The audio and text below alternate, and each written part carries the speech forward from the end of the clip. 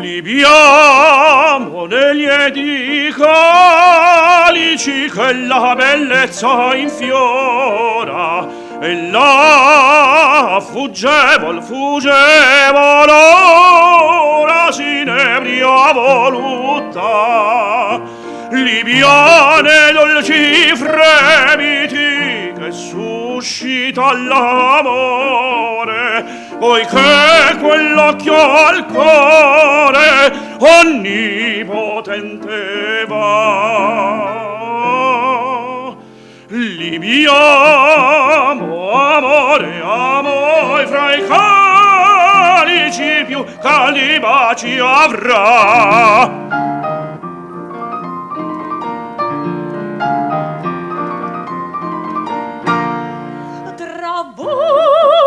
Tra voi saprò dividere il tempo mio giocondo. Tutto è follia, follia del mondo, ciò che non è piacer. Godiamo fugace e rapido il gaudio dell'amore, è un fior che nasce e muore, né più si può goder. Ah, godiamo, ci invita un forte dolce lusinghier.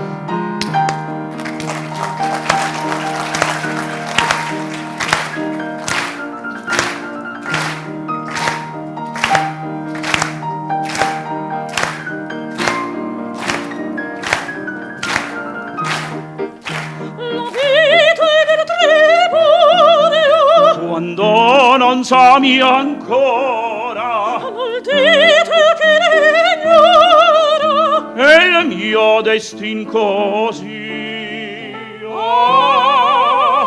Godiamo la tazza, il cantico, la notte bella e riso, in questo paradiso ne scopra il nuovo di ne scopra il di ne scopra il di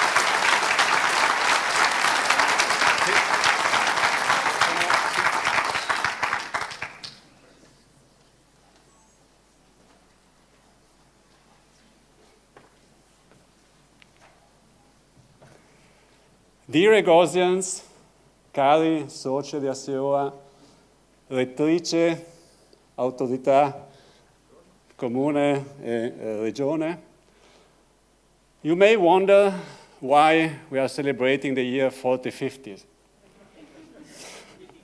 Indeed, it's not the year 4050, although we have as EGOS foresight, planning for the future.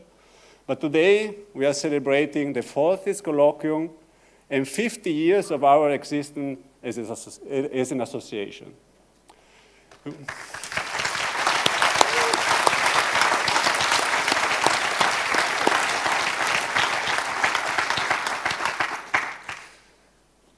Today, we will present some takes on the past, on the present, and on the future. We will taste the past. We will listen to our past president talking about their experience and giving us some advice. We will decide if we will follow this advice. But we will give you also some glimpses on the future of EGOS. But now we are in the present, in this magnificent campus Bicocca, in this exciting city of Milan, in this vibrant Lombardy region. And we are guests of these wonderful people. Thank you very much for hosting us.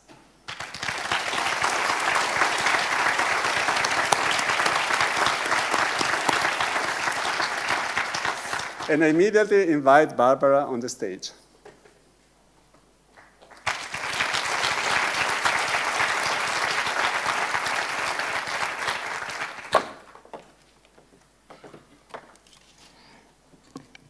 Ciao, colleagues. Ciao, EGOSian. Wow. What an amazing image you are for us right now. Years spent preparing, thinking, and dreaming about this colloquium, and now you are with us. It is truly inspiring to see so many faces here that have founded and influenced our studies. And above all, many young faces, brains and also hearts that will shape the future of our community. I'm thrilled to welcome to Milano and to University of Milano Bicocca.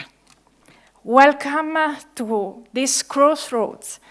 We choose this theme to engage with you in this place, a crossroads of space, time, and people, like our title. I would like to reflect with you on what it means to be at an intersection. How does it feel at a crossroads? A crossroads is a significant moment, as it can represent various meanings. It can symbolize facing uncertainty. But we wouldn't be doing this, our wonderful job, if we weren't comfortable or at least intrigued with uncertainty. But we wouldn't be in this if scholars didn't enjoy navigating uncertainty. We thrive in uncertainty, asking a question that do not have an answer, or may have multiple answers. But there are other meanings of crossroads. Being at a crossroads can also signify a decision-making juncture. Deciding means choosing. Choosing often involves breaking from the past and forging a new path. Being here in Milano, discussing the future of organizational studies and emerging trends means we are somehow cutting ties with the past. At a crossroads, we can make important and conscious choices. And the key word is that we can do. And this is the last meaning, and that also the meaning we like the most.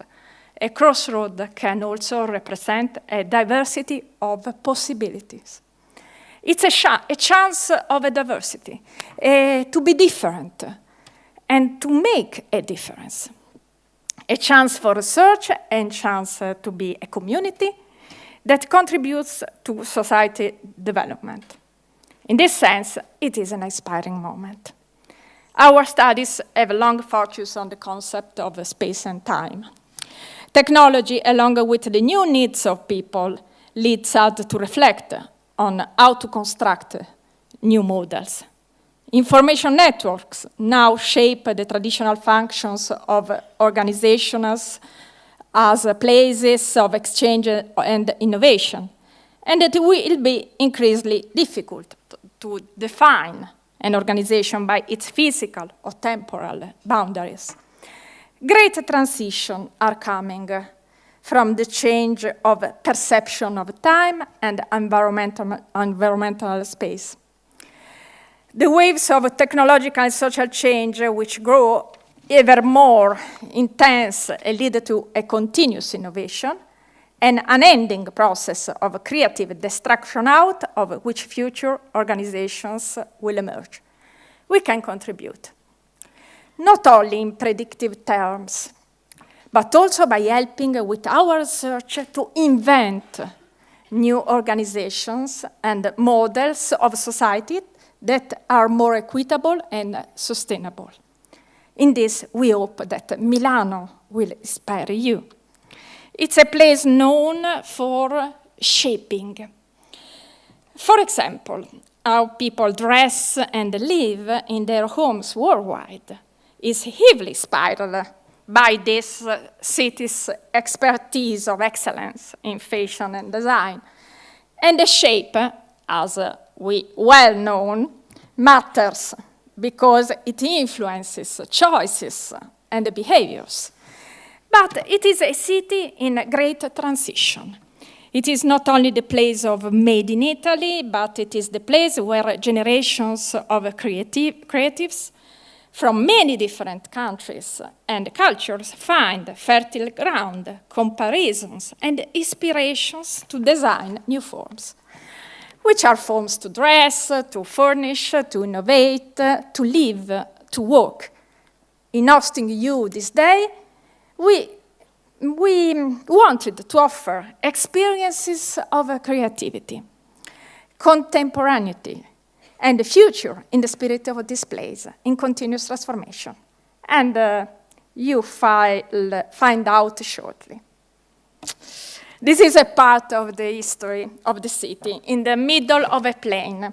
Its Latin name, Mediolanum, meaning a place in the middle, is a natural crossroads of main trading routes from the capital, Rome, of the Roman Empire, to the north, and from the east to the west.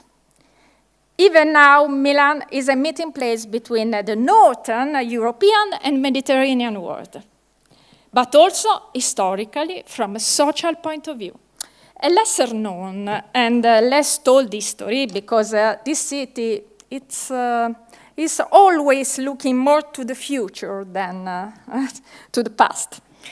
It's that Milano was also at the crossroad at history in 313 AD, when Emperor Constantine the Great of the East, Emperor Licinius of the West, agreed to grant all citizens of both empires the freedom to honor their divinities. Here in Milan, this is a part of the history of the city. More than anything, a crossroad is a meeting place where cultures and world intersect, confront, and mingle. A crossroad can also refer to where one road crosses another, an intersection that can potentially connect people traveling from different sides and moving in different directions. It can be seen as a central meeting place and a location between worlds.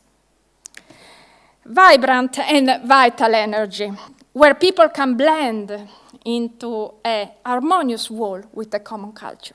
We like, and even now, Milan is a meeting place to think of our EGOS community as such.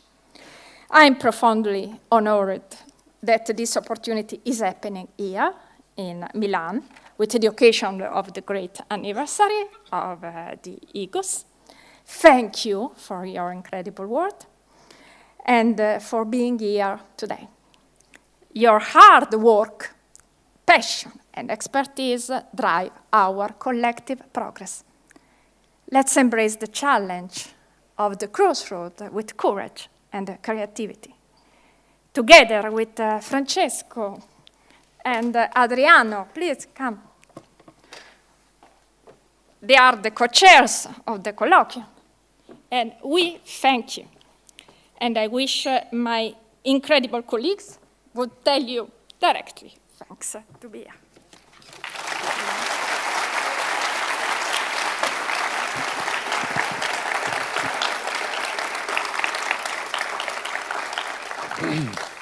It doesn't happen every day of standing here in front before this amazing crowd of scholars, colleagues, and friends. And I just want to say thank you, because we felt your help and support at every moment. Organizing an EGOS is a challenge, such hard work. I believe you can imagine, if you didn't have the experience. Not yet. But really, I'm I'm sincere in saying that we felt your help and support because this is a real community. A real community which is even more strong and authentic because it doesn't challenge not only the future as scholars, it's not only questioning the future of our society, of work, of environment, but it's questioning our role, ourselves, so as a scholar. And this makes, I think, this community even stronger and more beautiful. Thank you.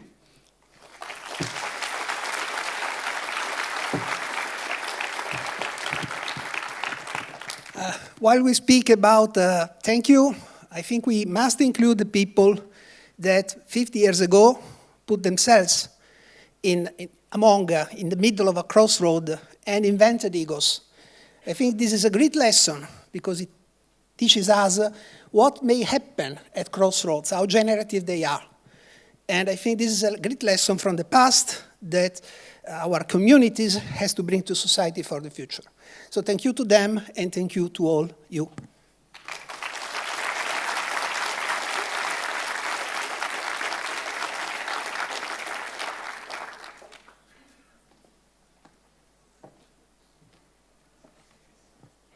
On behalf of the city of Milan, it is my great privilege and honor to welcome you to the city for the EGOS Colloquium. Your topic of discussions resonates deeply with our city's ethos of innovation, cultural richness, and commitment to sustainability. Milan, a city renowned for its historical significance and contemporary spirit, stands as a fitting backdrop for discussions that explore the intersection of organizational practice with societal well-being. Your presence here underscores the global importance of our collective efforts to address challenges and seize opportunities. On behalf of Milano administration, I express our gratitude towards the Bicocca University for hosting such a high-profile event in our city. Academia Studies plays a major role in fostering innovation. I extend my sincere gratitude to the organizers, sponsors, and volunteers whose dedication and hard work have made this colloquium possible. Your commitment to fostering dialogue and collaboration is invaluable in shaping a future where organizations play an important role in promoting equity, innovation, and sustainability. Over the course of this colloquium, I encourage you to engage deeply, exchange ideas freely, and forge meaningful connections. May your discussions be fruitful, your insights profound, and your collaborations enduring. Milan so welcome you with open arms, and I hope that your stay will be enriching, both professionally and personally. So thank you again for choosing Milan as the host city for this prestigious event. Together, we can explore new horizons to improve our communities. Thank you.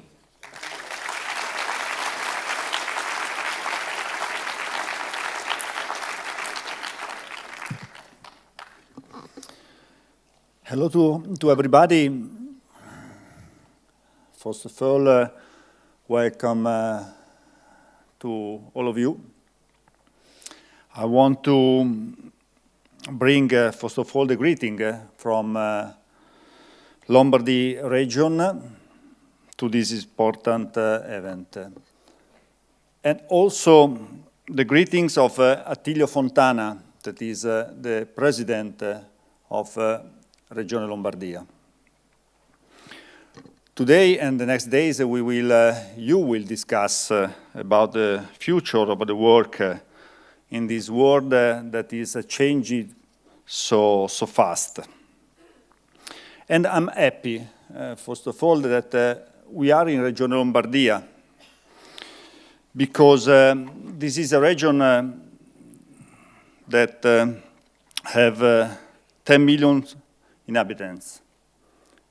Is the most populated region in Italy, and is one of the most populated regions in all of Europe.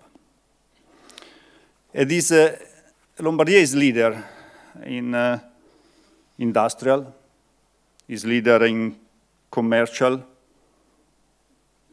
and is one of the four motors of European economy.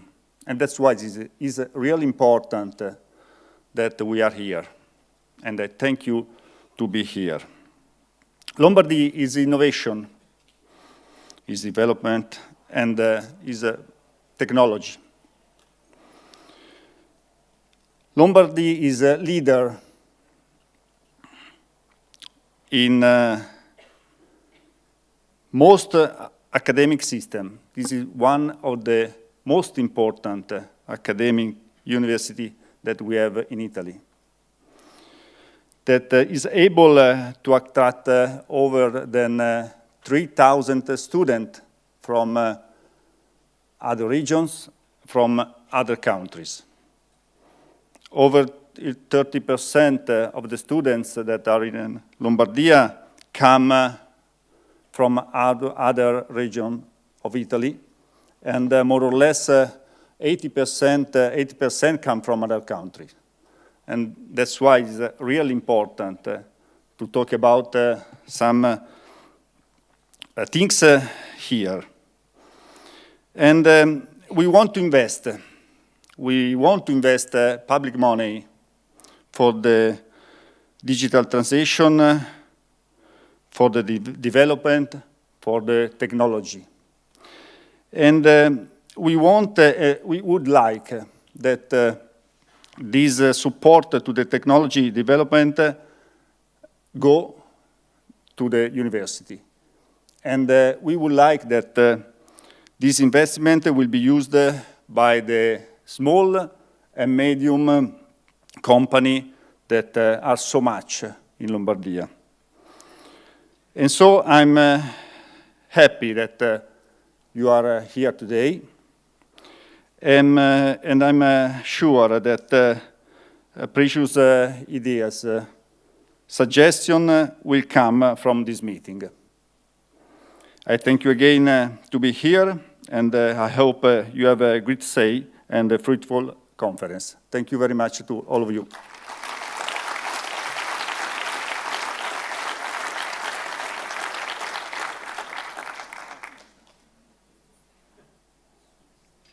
Yeah, now it's time for us. Okay, this is me. It's time for changing the slides to the other ones, and and it's time for the awards. The awards are important not only for honoring individual achievements. Awards are important for giving a path toward the future. We have at EGOS 6 awards, which are shown in our slides. And of these awards, not all of them go to papers. We have an award for a book in any language. We have an award also for a person, for people.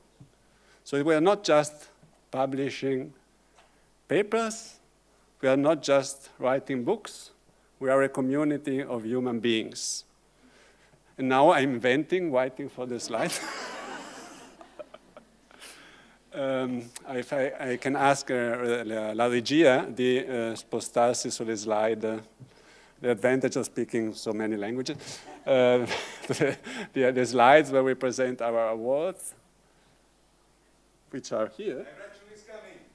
Oh. maybe I have to start this computer, yeah.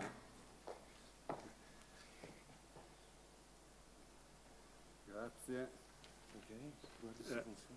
Questo allora, sono state chiuse.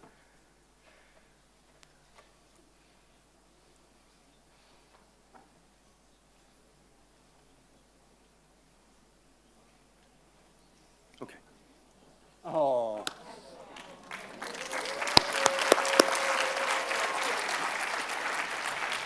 It's important because this is in EGOS colors and and there's an EGOS chair. Yes, but Elke, now it's your turn.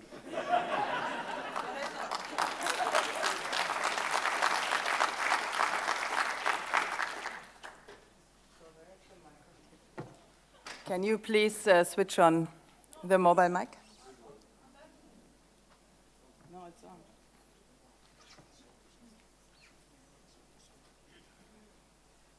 Okay, in the meantime, you have time to read the order in which we will now present the awards. Pronto, pronto. No, okay. And I have the pleasure to start with the That's Interesting Award, which is, of course, the most interesting award.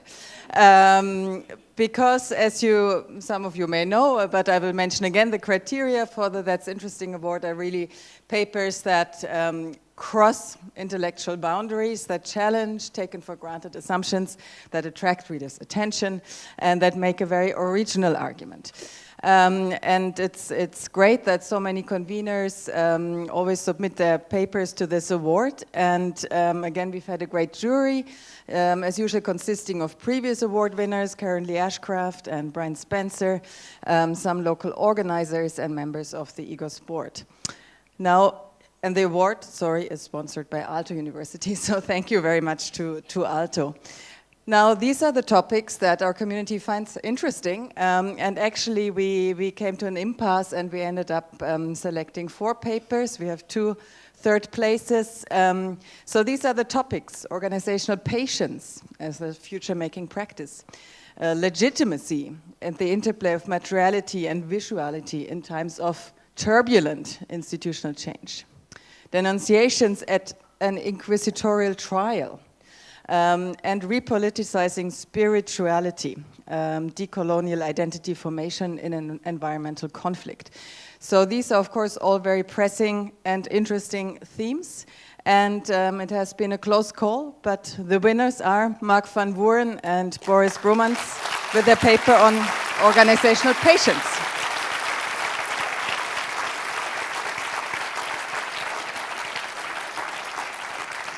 And with that, I hand over to Farah. Unfortunately, the authors cannot be here.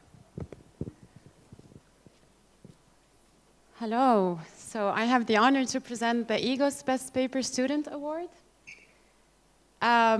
This is sponsored by HEC Montréal, and we also had a great jury.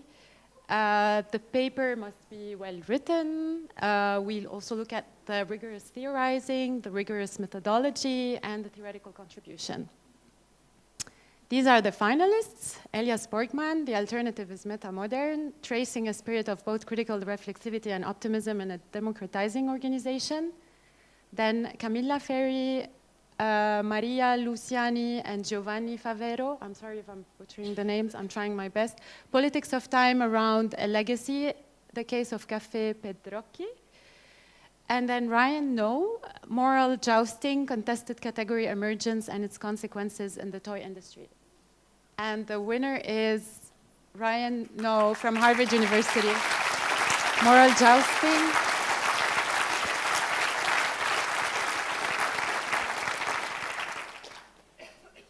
And now over to Dirk.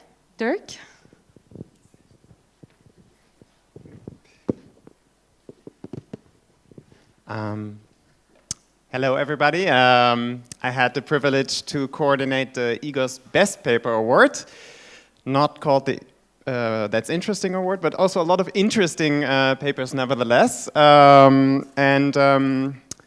We were also at different crossroads here, very fitting with the theme of the Colloquium.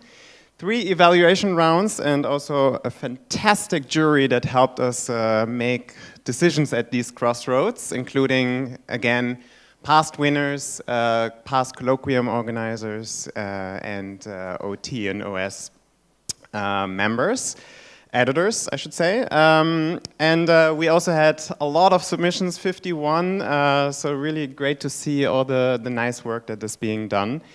And as I said, we had to make some difficult decisions, but here are our nominees.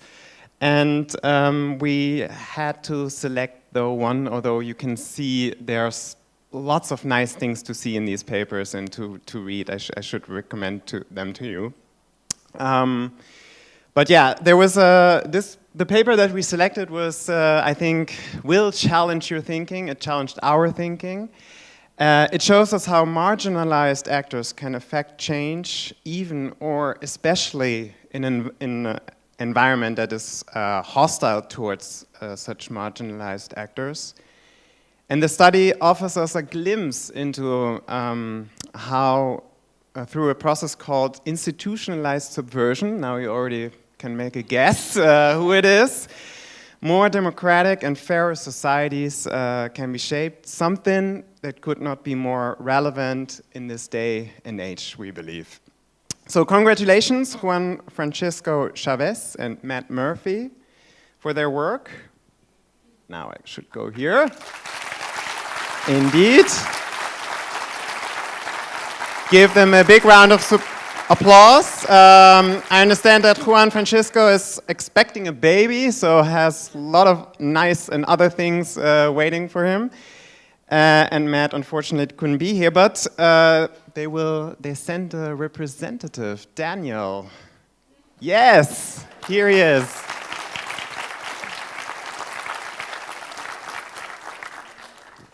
And you will carry these really nice awards to the winners.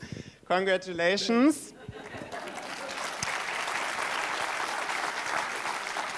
And over to the next. The Book Awards. Yes. Oh, dear. Thanks. So, hello, my name is Christine, and I have the pleasure and the honor to present to you the Book Award, which is one of the awards we have. So, as Giuseppe said, it's not only papers, it's also books.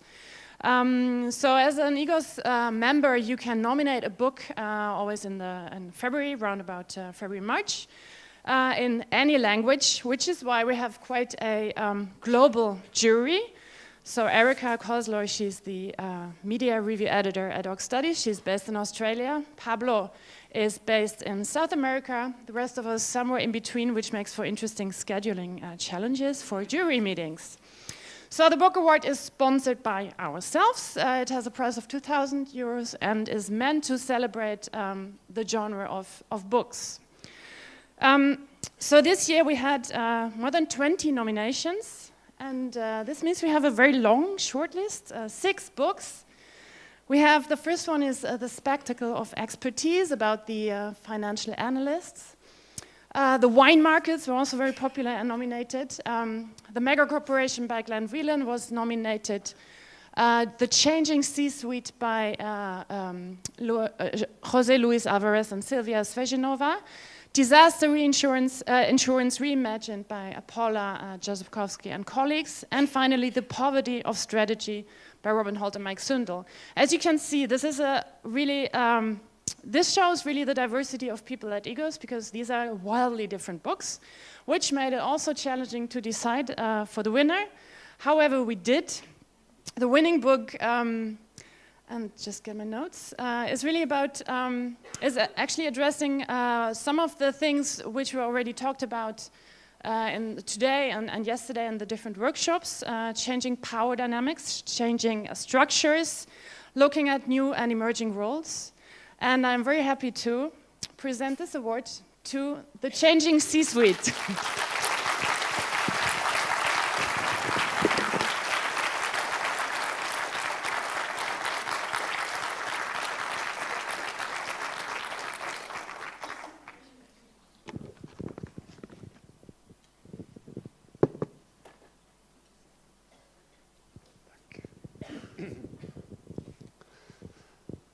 Now is the time for our Person Award.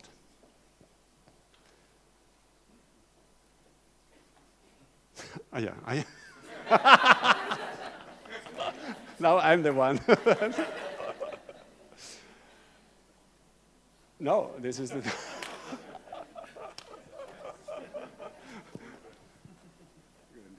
Thank you. Yeah, good afternoon. One more word before Giuseppe has the stage. James March Prize 2024. The James March Prize is a prize that we give for the best published paper in organization theory over the last 2 years. We give it every 2 years. It's in commemoration of Jim March, who was part of the larger EGOS community, EGOS honorary member, co-founder of Scancor, so was an inspiration for, he has been, still is an inspiration for many of us in the EGOS community. The awarded paper tries to reflect Jim's work in terms of the diversity, the rigor, the relevance, the novelty, the impact of theorizing. So the awarded paper is in line with these values. The award is sponsored with €2,000, kindly funded by Scancor. It's an award that's co-awarded by OT, EGOS, and Scancor. We select the paper in 2 steps. We have our editorial review board who helps us develop a long list or short list of papers, and then the jury that you see on the slide here decides on the winning paper.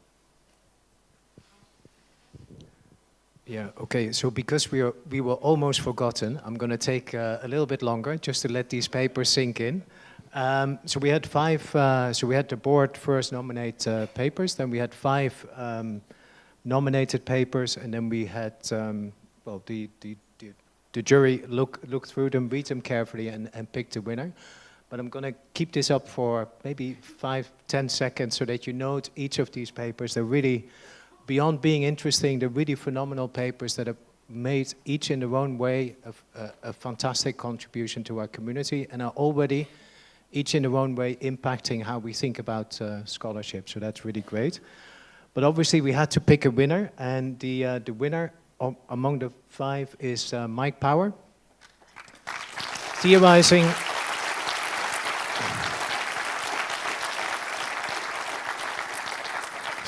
the economy of traces from audit society to surveillance capitalism. It's actually a paper that was part of a debate between him and Shoshana Zuboff and Mikkel Flifferblom on surveillance capitalism.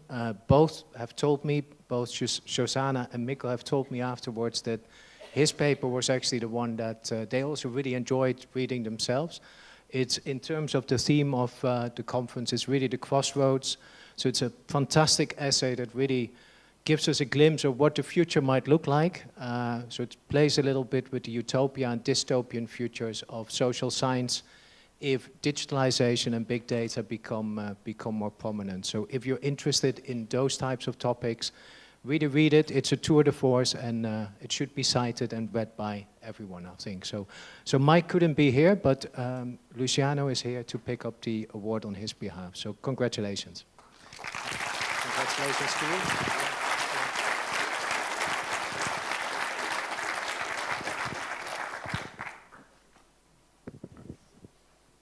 Okay.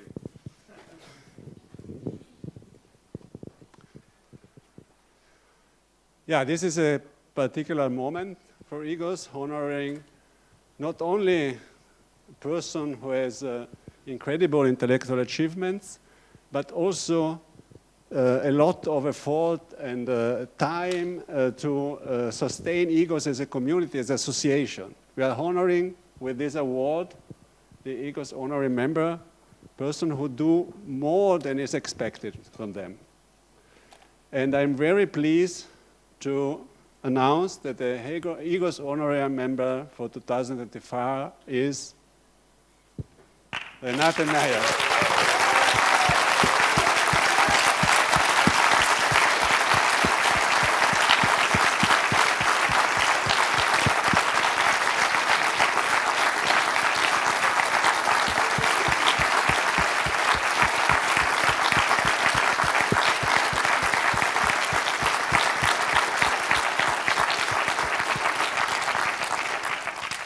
And now I ask Silvia, oh, no, Laudato is here.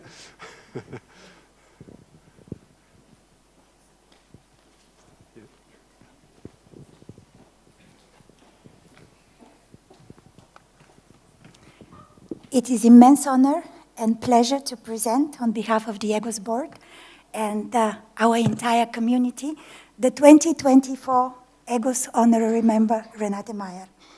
I cannot think of a better way to celebrate 50 years of EGOS and 40 colloquia than with recognizing and warmly thanking you, Renate, for your multiple tremendous contributions to our field and community.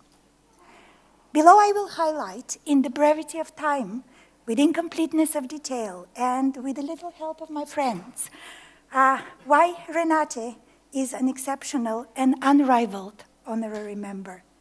Her being extremely dedicated EGOSian, an impressive organizational scholar, an amazing human, with whom I have had the privilege to work closely at EGOS, whom I highly admire, a dear colleague and a great friend. Exceptionally dedicated EGOSian. EGOS has been a hospitable intellectual home for Renate from the very first moment she joined a sub-team some 25 years ago in Helsinki. Yet hospitable organizations such as EGOS, they don't just happen. They need incessant and very invisible work, which Renate has tirelessly provided, serving us all in any possible and impossible capacity. She has been a colloquium organizer, Vienna 2007 with a wonderful team, EGOS board member from 2008 to 2017, EGOS treasurer, EGOS chair from 2011-2014. In her multiple service roles, Renate has always deeply cared about our community, but also ensured sound governance, and not least collectively curated a strong academic agenda. When EGOS has been through some challenging times, and those have been happening, she has provided clarity, direction, and continuity for us all. At EGOS Colloquium, she is ubiquitous, a kind of metaverse, everything, everywhere, all at once. She can be found organizing and participating in sub-teams, sub-plenaries, standing working groups, PhD workshop, and more. She is backstage, front stage, and not least on the dancing floor. She's there for the PhD students, but also for each of us at whatever junction our journey we are at, with spot-on feedback, cool ideas, and ongoing support. And as our dear Angelica, who sees it and knows it all, confirms, there isn't a single aspect of EGOS that hasn't profited from Renate's wisdom, team spirit, and perceptive and inclusive leadership. Renate's EGOS contributions also involve our wonderful journal Organization Studies, of which she has been co-editor-in-chief, inspiring new initiatives, and I'm told, taking one for the team. Our dear Sophia, OS managing editor, emphasizes Renate's impressive capacity to navigate even the trickiest intellectual maze with an eagle eye, they fondly call it, and a touch of magic. This gives her also superpowers as she transforms into the beloved coach of the journal soccer team. And you can see her in fearless action, made the enemy tremble, at the Friday tournament. Renate is a trailblazer, building bridges for EGOS across geographies and research traditions. As EGOS chair, she established a close partnership with the OMT division of the Academy of Management, which has enhanced the quality and richness of organizational scholarship. She became OMT's first European-based female chair in 2021. As Organization Studies Editor-in-Chief, she has co-founded OMEN, which is the Organization and Management Editors Network to enable discussions on common concerns. A most impressive organizational scholar. So if she has been doing all these jobs, as all of us know, so what is Renate's scholarly footprint? She's a highly original organizational researcher with profound and broad intellectual roots, well-read also off the beaten path, and eager to explore new directions. Her research with various collaborators has significantly advanced European institutionalism, drawing on phenomenological understanding and major current concerns. She has expanded our knowledge of the institutionalization of management ideas and their translation to other contexts. and not least pioneered the organizational study field of multimodality, among numerous other contributions to organization studies, but also management, urban governance, and else. Renate's collaborators define her scholarship style as one of infinite curiosity, theoretical depth, methodological imagination, and research craftsmanship, combined with a deep sense of responsibility, tenacity, and care. Immensely hardworking and prolific, Renate has 164 publications. Imagine with all these other jobs I mentioned, of which 64 journal articles, 9 monographs, 4 edited volumes, and various chapters, and has worked on 37 research projects as listed on WU Vienna's research portal. She's also an excellent educator of new generations of researchers, genuinely interested in their professional growth and career, and being an inspiring role model for us all. For Renate, research is highly relational. It is team-based. Part of her team has remained at WU Vienna for long years, while others have spread out around the world to Berlin, Hamburg, Liverpool, Sydney, and other places, sustaining the collaboration, developing further ideas, and expanding the network. Impressively international, Renate is also very homegrown, deeply embedded in the institutions to which she has been committed for a very long time. She's highly regarded colleague and much enjoyed as a person, both in her native WU Vienna, where she has been over 3 decades, particularly at the Department of Management, which she now chairs, and also in her second home for the past 15 years at the Department of Organization at Copenhagen Business School, where we also cherish her enormously and enjoy her having with us. An amazing human. Renate is a VIP, and don't get me wrong on that. It's a very interesting person. She's very modest. She won't be on the important side, but she has numerous talents. A gentle gardener of beautiful plants, an ardent knitter of socks for focus, a deft builder of whimsical and impossible high Lego castles. Renate's fabulous fantasy universe likely stems from the fragrant magnolia tree or the hortensia bushes in her native home in Styria. The cover-to-cover reading of Harry Potter with her son Elias when he was small. The enjoyment of music with her family, may it be Bach.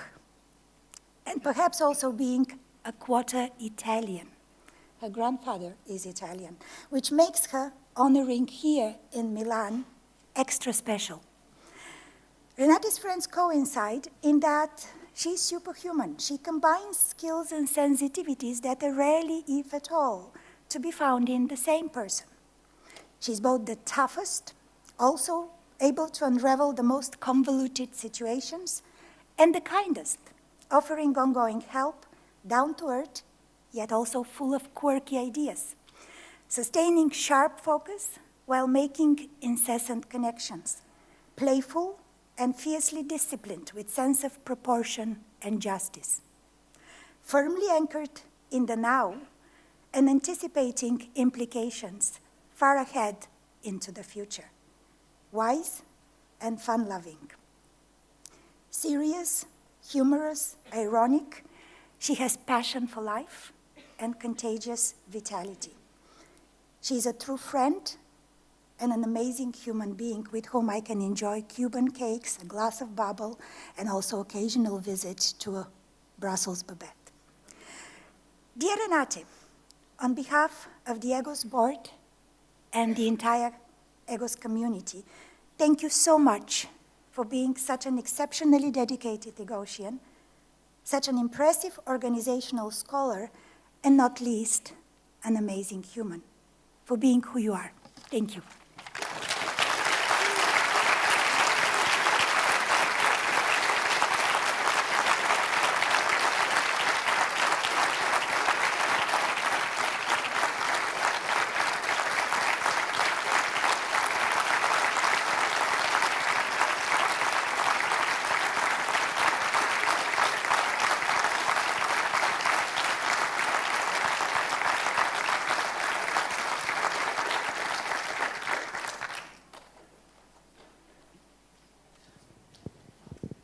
Hello again. Just to get back to our 40, 50 celebrations, I would like to introduce a set of celebratory artifacts, maybe, that we came up with in the past years, working towards today, towards this event. Before we do that, I would like to take you back to the foundational year, which is 1973, end of 1973. So this is the academic year, 50 years ago. And this happened in the sparkling city of Bron-Sans-Nappe, is that correct pronounced, in France, which is of course famous for being the foundation of EGOS place. The first meeting, the first colloquium, was in 1975, and the reason that it's not 50 meetings and 50 years is that in the early days, EGOS happened only biannually, so every second year. And to make this a little bit more interactive, I would like to hear from you. How many people do you think were present at this first meeting? 100. 80. 30. What else? 20. Okay, the average would work here. It was 50 people, about 50 people, who met in France to talk about the need for a group of organizational studies. And now we have the 40th meeting, the 40th conference Colloquium, and there is a reason for it being called Colloquium, which you can learn about later. And what do you think, how many people are here today? Just 2,000. More? More? What do you say? 2,500, but you heard me talk about that before. That's correct, it's 2,500. So you can imagine that this is pretty impressive, growing from a very small initiative that was created by passionate and enthusiastic people about organizational studies to this pretty big conference that we have now every year. Alongside, we had these journals founded. Organization Studies was founded in 1980, and Organization Theory in 2020. And these journals have grown alongside the community. So, and now we not only celebrate these awards, but also these milestones, and it's my great pleasure today to present to you the EGOS cookbook. So in this delicious volume, we have collected recipes from previous local organizers, so previous colloquium hosts who wanted to share their culinary delights with you, with the community. And we believe that these recipes are a symbol for the cultural and culinary diversity here at EGOS. And I would like to just mention a few examples, which you can find in the book, and you can pick up a book on your way out on this side of the hall. So some recipes, one recipe is Maastricht zuurvlees from the colloquium in Maastricht, Orehova potica from Slovenia, Berlin doner kebab. The Rotterdam crowd sent a herring tartare recipe, which actually does not include any cooking, but and of course, we have a risotto alla milanese recipe. So this is the book. I do hope you enjoy it. We will make it a dynamic edition. You can, in a few weeks from now, download it from the member part of the website. And we'll keep updating it to include more recipes and more deliciousness for you to share. Thank you.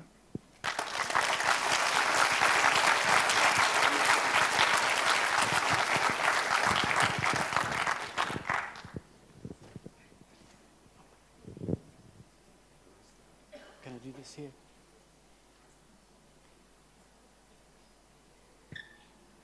Okay, the cookbook is the fun part, and what an amazing ceremony this is, and it's great to see so many good old friends here as well as new faces.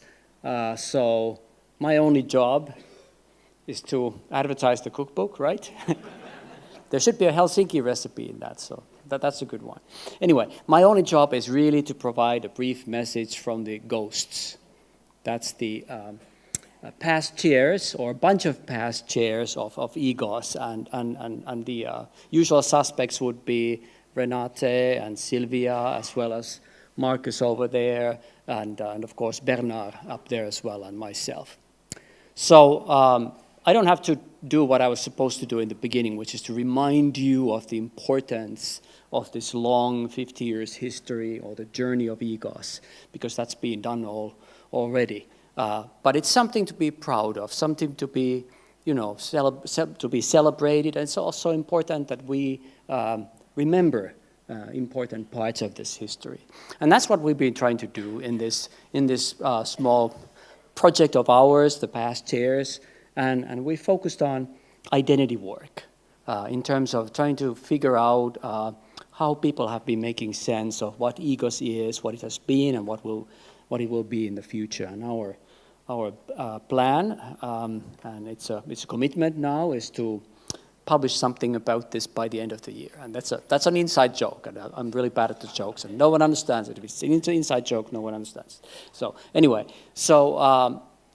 turns out, and this is quite interesting, that it's not so much the decisions or the choices or the grand statements that we're making that define what EGOS is all about, but it's the community.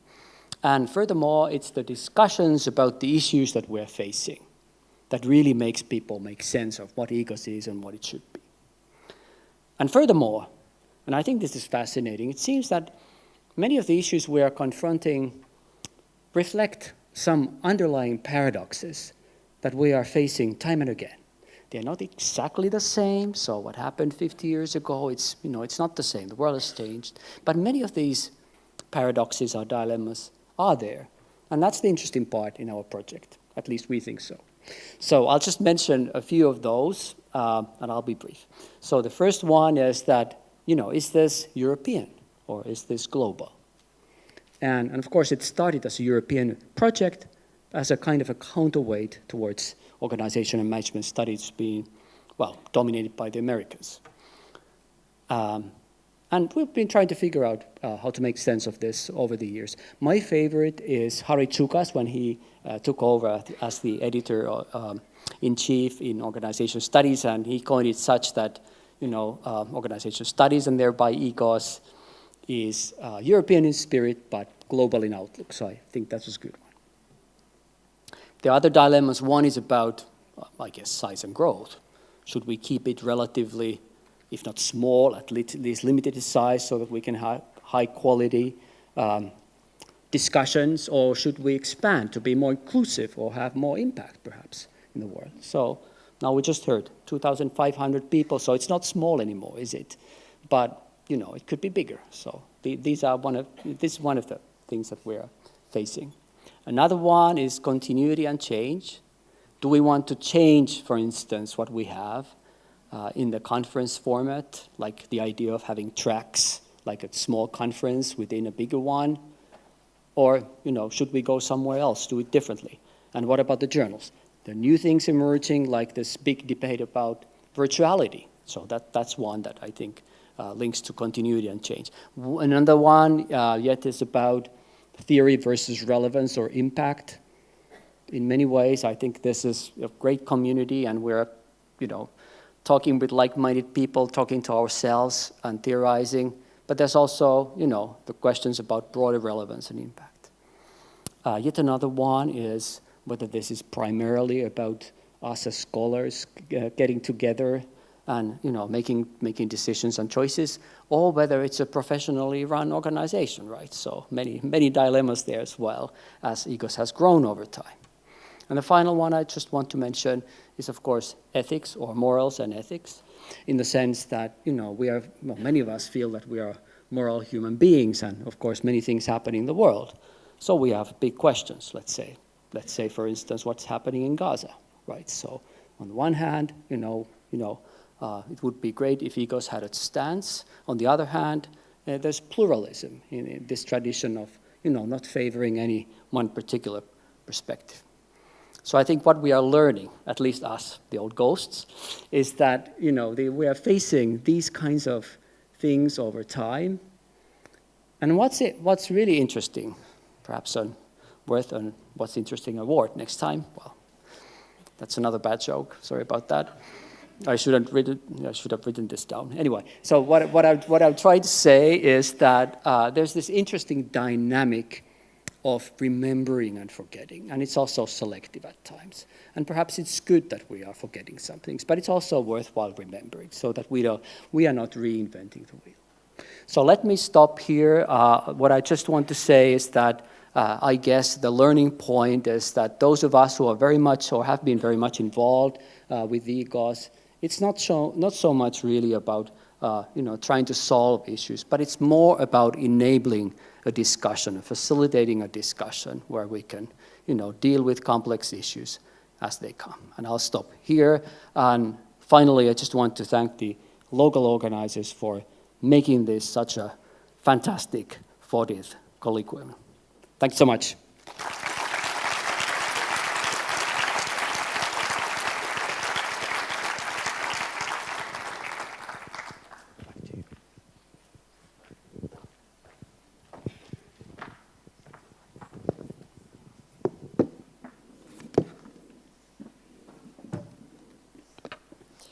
Dear EGOSians, it's a great honor to stand before you today as we are celebrating a remarkable milestone, EGOS anniversary. My job today is to show you some interesting data that can shaping our path. In fact, we are researchers, so we start to study data to understand a little bit our past. Our journey began 50 years ago in a small, isolated research center in France. It was there that a bunch of pioneering scholars stayed together and start the Colloquium. Their meeting was the canvas upon which the foundation of EGOS were laid. In the map, you can see the 40 different locations where EGOS colloquia have been held over the years. The diverse venues highlight the richness of our community. And even the word colloquium is interesting because the meaning comes from Latin.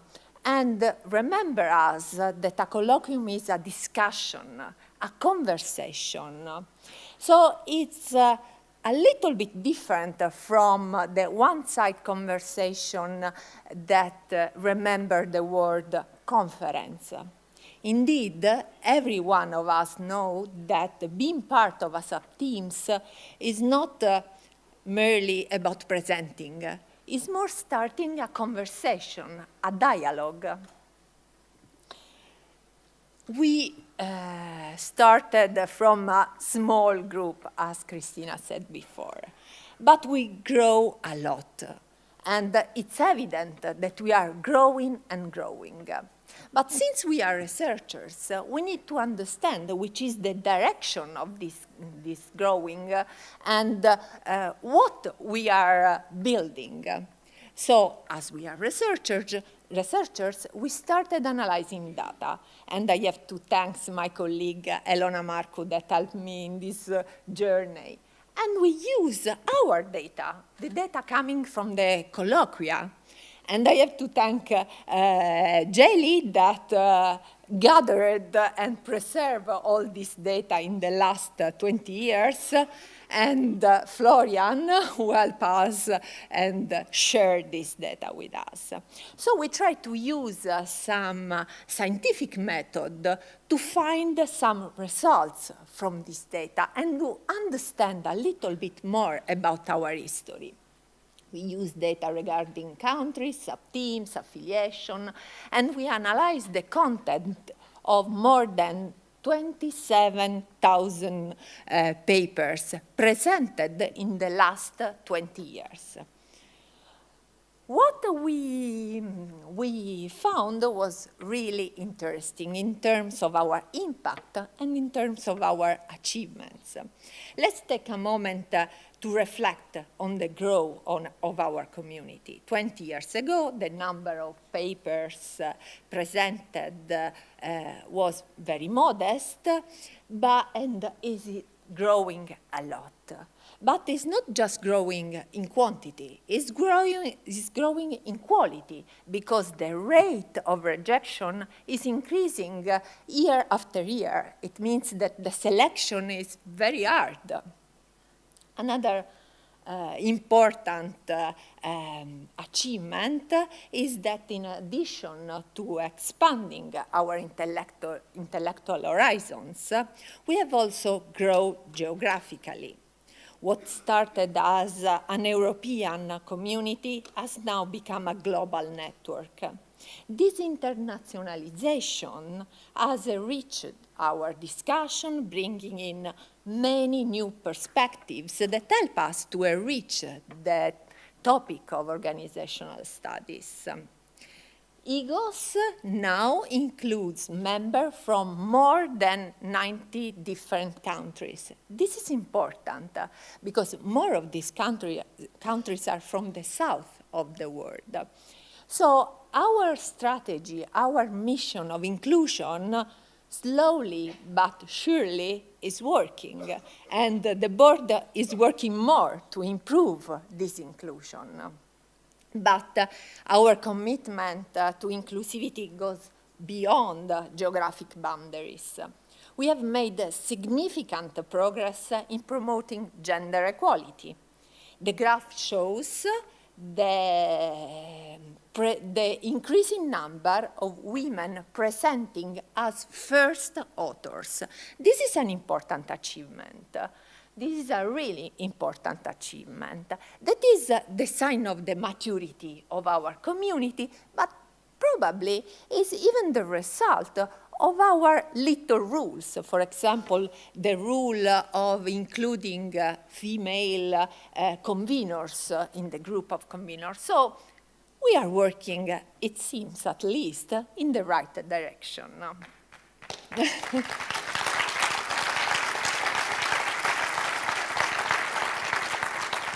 We know that there is a lot of work to be done, but we are working to create an environment where people, despite their origins, their knowledge, their background, their religion, are feeling included and valued. And this is important. So another important information is related with the number of the sub-teams. As you can see, the number is increasing a lot. This means that the content that we are delivering is wider and more interesting because we are trying to cover more topics. This is a good point to show our growth. But since we started to think about this content, we try to analyze the main important topics around our conference. This colorful slide is the result of the analysis of the 27,000 papers. We try to grasp the most important content in terms of words. So you can see the bubble are the 8 most present, most frequent words in our papers, in the papers presented at EGOS in the last 20 years. And it seems an interesting map. We can tell a lot of stories. We have no time, but we can tell a lot of stories around this bubble. Look at the word innovation. Innovation is part of our culture, is always present. But look at the word digital at the end of, I don't know if I have some pointing. The word digital started it's in violet and started to appear to appear between the most important words in 2019. And now, in the last 3 years, is the most frequent words that we are using. So this can tell us something about what we are observing. Another important aspect, look at the word sustainability in orange in the group of 2019. Again, this means that we are starting to think about a really important aspect that is part of our mission. So, following this reasoning, we try to be focused on important words for us, for our culture, for our values, and how these kind of words appear in the process of the colloquia. So the word sustainability is growing and growing, and this is a good sign of our effort in the direction of sustainability. And even the word gender is important in our community. So maybe what we are experiencing is a mature community that is working in topics that really matter. So we start thinking that the EGOS is a place where topics arrive and are presented, are part of our journal, organization studies. So we did the same analysis with the words in the papers published in the last 20 years in organization studies. And you can see there are some sort of differences, but some sort of similarities. And we can realize, observing and comparing, that sometimes EGOS, in a certain sense, forge what happened in the journal. And again, to be more precise in this direction that we think it's really interesting, we use an algorithm of similarity, and we start comparing again the presented paper at the EGOS and the paper published in our journal. And what we saw, you can see in the orange line, is the level of similarity between EGOS colloquia and paper published in organization studies in the same year. The green line instead is the comparison between paper presented in EGOS and paper published in the organization study 2 years after. That means, in a certain sense, that EGOS is leading. And in some periods, you can see how EGOS is leading what the journal is going to publishing. And the blue line, instead, is the comparison between, is the similarity between papers presented in EGOS and paper published in organization study 2 years before. So in this case, is the journal that is leading what we are going to discuss in the conference. So there are, moments during which we can see that is what we are observing in the journal that in a certain sense lead us during the conference, and there are moments during which is our conference that is able to produce content that in the future will be in the journal. Our success over the past 50 years has been driven by the dedication of all of us, all EGOS members.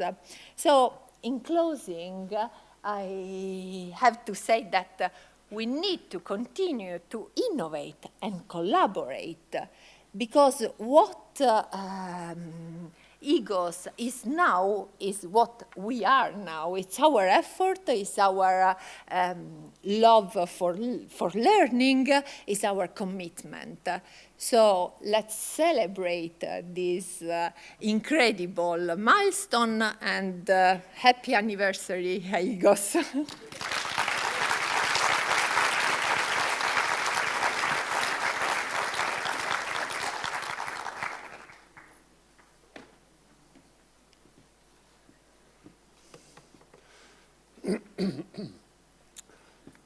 We have delved in the history of EGOS. We have seen the evolution of topics. We have seen how we were able to attain some of the central values that are important for us. But now it's time to look at the future, starting from the present. In the present, we have three challenges.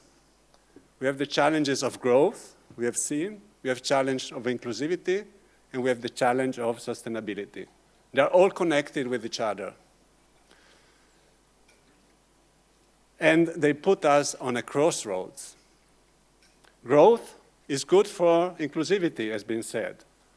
More people can present their ideas, get feedback, but they also create great pressure on the local organizer, on the board, all volunteers, not to mention the executive secretariat. It's difficult to balance these different demands. I make it two examples. Online options are good because they reduce our carbon footprint. And they increase inclusivity for all those who have less resources to travel to the expensive city of Milan, who don't get the visas, or have caring responsibility at home. But they also reduce serendipitous encounters, which are important for creativity. Another example, imagine that we choose only colloquia located in Central European cities like Switzerland or France. It would reduce the carbon footprint because they are very central, very connected, trains, hubs, so they're easy to get there. But at the same time, they would increase the marginality of peripheral communities. And we would lose the creativity and the input from other parts of Europe and the world. We don't have a silver bullet to solve these issues in the board. But as we have seen, EGOS is built on solid values. And what counts for us is the attitudes we have. Because with the right attitude, we can solve any dilemma. Nevertheless, we are becoming more and more a professional organization. And as a professional organization, as John Mayer used to say, and is still saying, we decided to ask an expert in behavioral sciences, to provide us with an advice. That expert is a professor in the University of Dublin. His name is Beckett. And he's conducting, since some years, an experiment on human attitudes. And this experiment, we believe in the board, will give us important insights on how to handle these crazy times. I invite now the team of Professor Beckett to the stage.